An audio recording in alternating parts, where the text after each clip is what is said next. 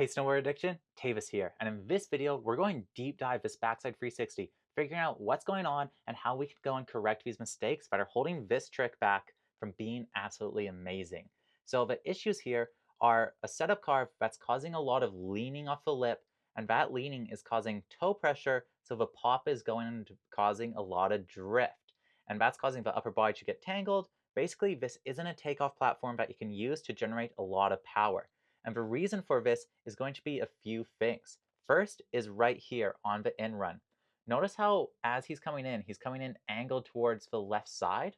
He's spinning a backside rotation as a goofy rider. That means he's spinning towards the left. If you're spinning towards the left, that means you need to have your hips opened towards the right.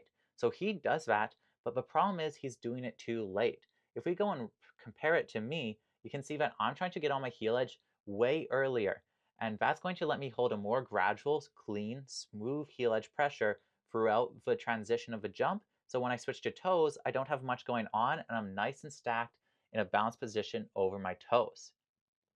Right now, since you're coming in at such an angle towards that left side, you're needing to go and use a big turn motion in order to get your body angled back towards the right.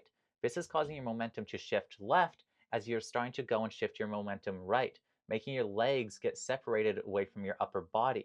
When your legs get separated away from your upper body, that's going to make it so you don't have as much weight stacked over top of your snowboard.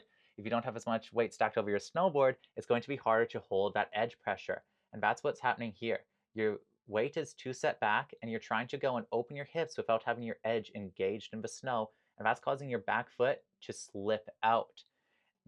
The reason why this is such a problem is it's making it so as you're coming into the jump, you're almost rotated a complete 90, over 45 degrees. This is making it so as you go and transition to your toe edge, your tail of your snowboard is sliding in big motion. Let's zoom it in here and watch this tail. It starts here.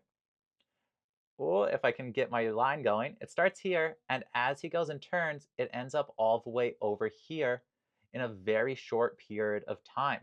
If we compare that to mine, you can see that my tail's starting here, and then in the same period of time, it ends up over here, traversing much less distance. The reason why this is so nice is because less distance travels means that you spent more time over top of your snowboard, helping you go and get to the spoon of a jump with your flat base. So if we compare these two spoon of the jump positionings, you're going to notice a couple things. First, my weight is set over the toes of my snowboard. My chest is open towards the jump, and my hips are also open with my head facing relatively where I'm going to take off, and my board is angled towards the right side. If we compare that to here, we can see that your upper body is super tall, your weight is set more over the flat base, your right arm is trying to open position, but it's not really getting much range of motion. You're not opening your chest with it, and your back arm isn't engaged at all. So here, you're basically completely squared with your board, a little bit of board angle, and this front arm wound up. So you're not using any of your core, your hips, anything that could help you get this rotation, and that's because you have too unstable a position to properly load up on that toe edge and open your hips.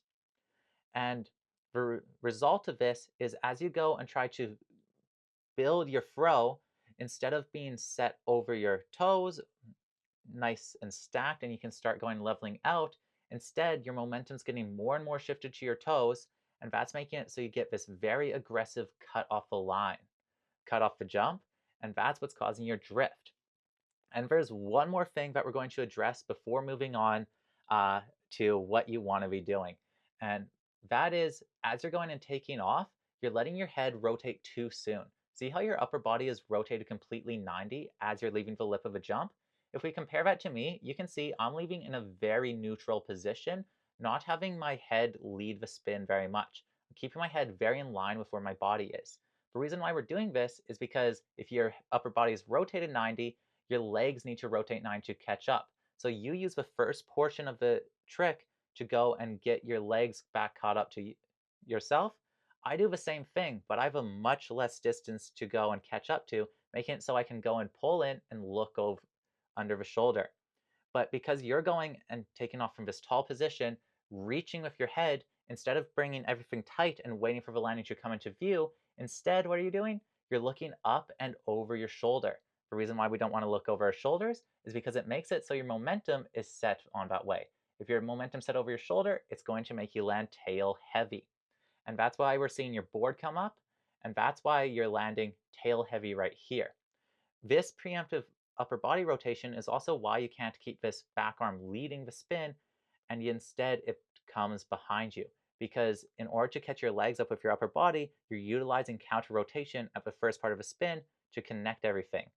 That's why you want to go and do a few different things. So this is the point of the video where we'll go down, talk about the fundamentals, what you want to be doing, what you want to focus on. For anyone watching this video, if you like this style of coaching and you want it done for your own snowboarding, check out Addiction Plus. This is called video analysis, and it's a feature of Addiction Plus where you can go and submit a video of your riding, and I will go and give you a video response just like this one. This is a student of ours, and he's gracious enough to let us go and post his clip, post his analysis. But you can go submit it as public, private. You just sign up, submit a video, and you'll get a detailed response just like this. So check it out now on Addiction Plus. So what I want you to focus on is first, change your approach. Instead of approaching at the center of a jump, take yourself all the way to this far left side. From there, get on your heels way earlier.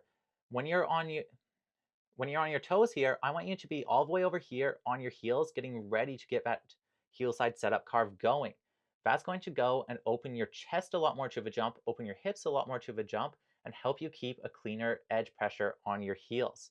From there, your timing for transitioning from your heel edge to your toe edge is actually right on the money.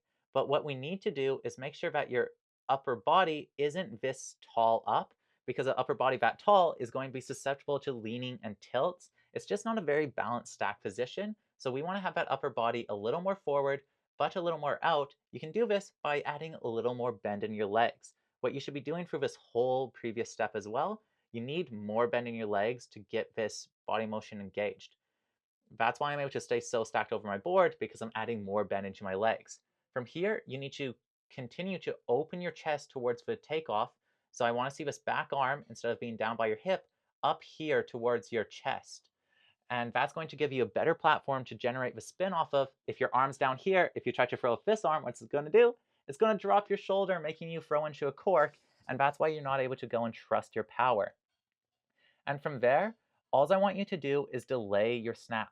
This will be a lot easier when your chest is open, because you'll have more range of motion to actually snap with, but you want to make sure that you're not going and looking too far around your shoulder as you're snapping. Your head position should be more here in a neutral spot than it should be leading, looking for that spin. You want to go pop up, neutral, then once you're all caught up, everything in control, that's when you go and pull with your back arm, lead with your head, and let your upper body lead that rotation. And that's what's going to let you get control and get around smoothly. So implement these changes. Let me know how it goes. Let me know if you need any more feedback, but making these changes should give you a powerful platform to go and really take your backside spins to the next level. Thanks for watching, and we'll be back again with another video soon.